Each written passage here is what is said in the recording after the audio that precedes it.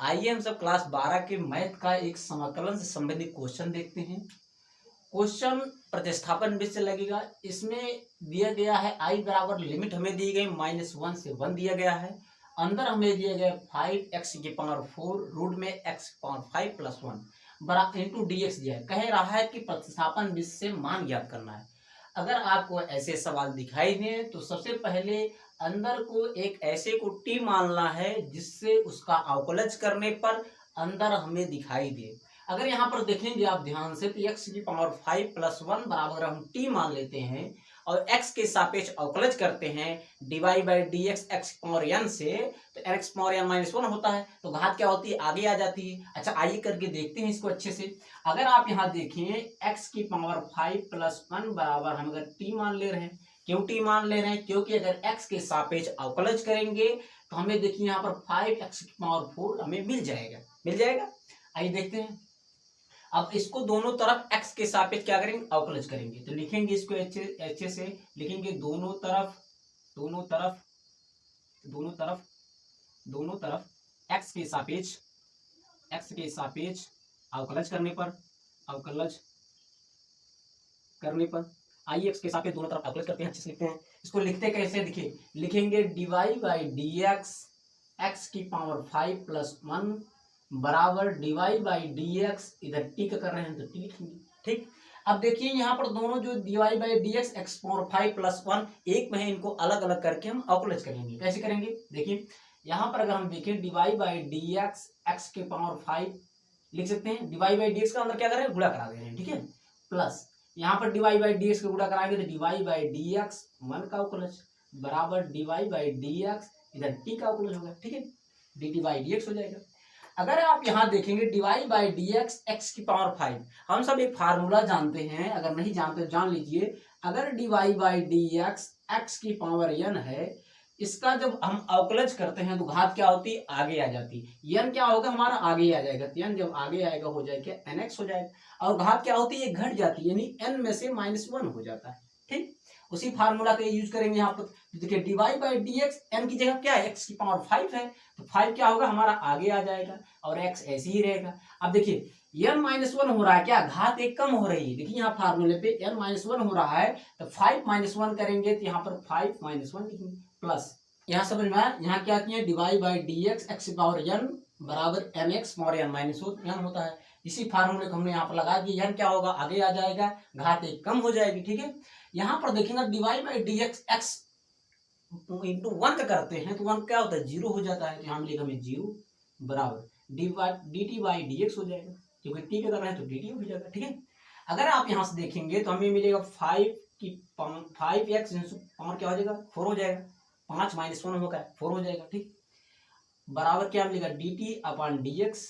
ठीक, लेकिन हमें यहाँ क्या चाहिए, देखिए यहाँ पर इसको देखिए 5x⁴ dx चाहिए, तो अगर हम यहाँ dx जो बट्टे में है इधर गुणे में आ जाएगा तो हमें मिलेगा क्या, देखिए यहाँ से मिलेगा हमें 5x⁴ dx बराबर मिलेगा हमें dt।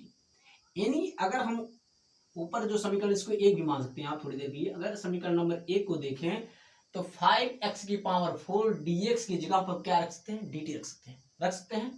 देखिए आइए हम बगल में देख लेते हैं ऊपर, ठीक है, इसको हम थोड़ा रफ कर देंगे। ठीक है, आइए यहाँ पर देख लेते हैं। अगर आप देखें यहाँ पर हमारा सवाल कैसा हो जाएगा, i बराबर लिमिट -1 से 1, यही तो है। अब देखिए 5x⁴ dx की हम क्या रख सकते हैं dt रख सकते हैं। क्यों, कैसे रख सकते हैं, हमने x मानकर और दोनों तरफ अवकलज करके हमने यहाँ पर निकाला है, तो यहाँ पर रख सकते हैं क्या dt लिख दिए। ठीक, अब देखिए x⁵ प्लस 1 बराबर t माने हैं, तो इसके जगह हम क्या रखते हैं, इसके जगह हम t रख सकते हैं, तो हमारा क्या हो जाएगा t हो जाएगा। लेकिन ये जो है रूट में है, तो कोई भी अगर रूट में होता है तो उसकी घात कितना होता है 1/2 होता है, यानी अगर हम इसको रूट में लगा दें, इसे लगा दें। ठीक है, अब अगर इधर और थोड़ा सॉल्व करें तो i बराबर हम लिख सकते हैं लिमिट -1 से 1, और इसको हम लिख सकते हैं क्या, देखिए इसको हम लिख सकते हैं t की पावर 1/2 लिख सकते हैं, रूट हटा के लिख सकते हैं, क्योंकि रूट जब हटेगा तो 1/2 पावर हो जाएगा, और इंटू डी टी लिख सकते हैं। ठीक है, अब अगर यहाँ तक आप एक बार नोट कर चुके हैं तो ठीक है, नहीं नोट किए हैं तो स्क्रीनशॉट ले लीजिए, हम इसको थोड़ा रफ कर दे रहे हैं। ठीक है, थोड़ा हट जा रहे हैं, स्क्रीनशॉट ले लीजिए या नोट कर लीजिए। ठीक है, तो चलिए इसको थोड़ा रफ कर दे रहे हैं, यहाँ पर देख लीजिए, इसको हम रफ कर दे रहे हैं। और यहाँ पर हम इसको सवाल को और अच्छे से दिखा दे रहे हैं। अगर यहाँ पर आप देखेंगे इसको तो हम लिख सकते हैं आई बराबर लिमिट -1 से 1, यहाँ हमारा कितना हो गया टी के पावर 1/2 इंटू डी टी। अब इसका हम क्या करेंगे, समाकलन करेंगे किस फार्मूले से, आप सब जानते हैं समाकलन x की पावर n dx बराबर होता है x की पावर n+1 बटे में क्या होती है n+1 होता है यही तो होता है। जब कोई घात होती है तो क्या घात इसमें बढ़ जाती है और बटे में ही घात आ जाती है n+1 की। ठीक है, देखिए अगर आपको x की पावर n dx बराबर दिया हो, समाकलन करना हो तो यह क्या होता है x की पावर n+1 होता है, बटे में n+1 आ जाता है। ठीक है, उसी फार्मूले से करेंगे यहाँ पर। तो जब यहाँ पर करेंगे तो यहाँ पर क्या हो गया x की पावर 1/2 है तो क्या हो जाएगा t की पावर 1/2 +1 हो जाएगा, ये तो होगा 1/2 +1 हो जाएगा, ये तो होगा देखिए n+1 होता है ना, इसे अगर हम x मान लेते थोड़ी देर के लिए तो x की पावर n+1 बटे में n+1 होगा, बटे में n+1 मतलब कितना 1/2 +1, ये तो होगा। और लिमिट कितना -1 से 1 है। ठीक, अभी लिमिट नहीं लगाना, जब टी का मान रखेंगे तो उसके बाद लिमिट लगाना है। ठीक है, अभी लिमिट नहीं लगाना। अब इसको थोड़ा हल करेंगे अच्छे से तो यहाँ पर हमें मिलेगा कितना, देखिए टी की पावर कितना 3/2, टी की पावर 3/2 और बटे कितना होगा 3/2, ये तो होगा लिमिट कितना -1 से 1, ये तो हुआ। स्टेप बाय स्टेप समझा रहे हैं। ठीक है, आपको बड़ा भले लगेगा लेकिन स्टेप बाय स्टेप समझा रहे हैं। ठीक है, जिससे आपको दिक्कत ना हो और सवाल लगाने में।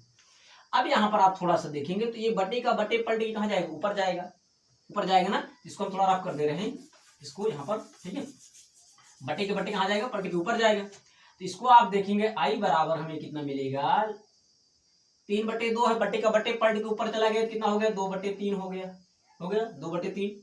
और यहाँ हमारा कितना मिलता है टी की पावर 3/2 और लिमिट कितना -1 से 1। ठीक, अब देखिए टी को हमने क्या माना था, देखिए टी बराबर हमने माना था, देखिए आप भी उधर लिखे थे हम मिटा चुके हैं, टी बराबर हमने यही तो माना था x की पावर 5+1, यही तो माना था।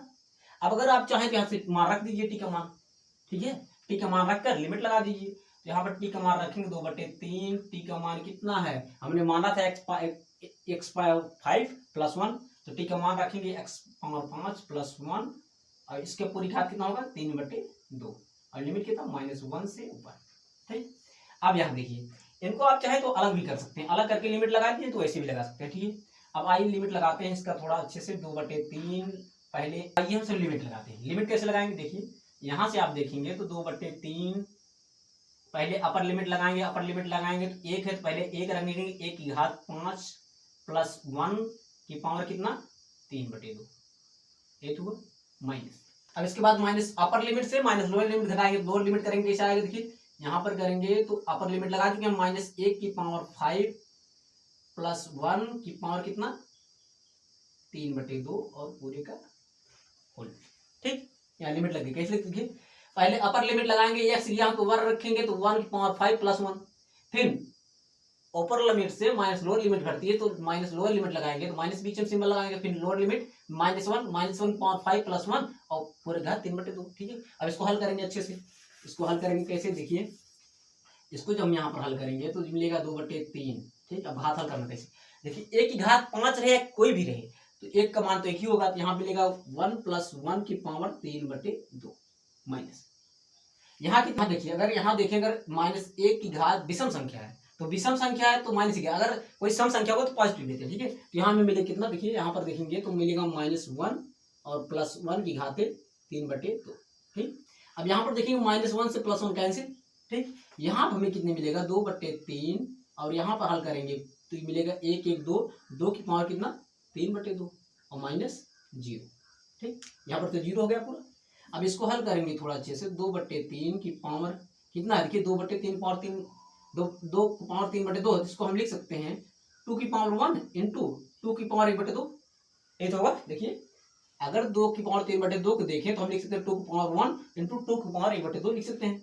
अब यहाँ से आप देखेंगे तो लिख सकते हैं 2/3 इंटू 2 और 2 की पावर 1/2 क्या लिख सकते हैं, रूट लिख सकते हैं, √2 लिख सकते हैं।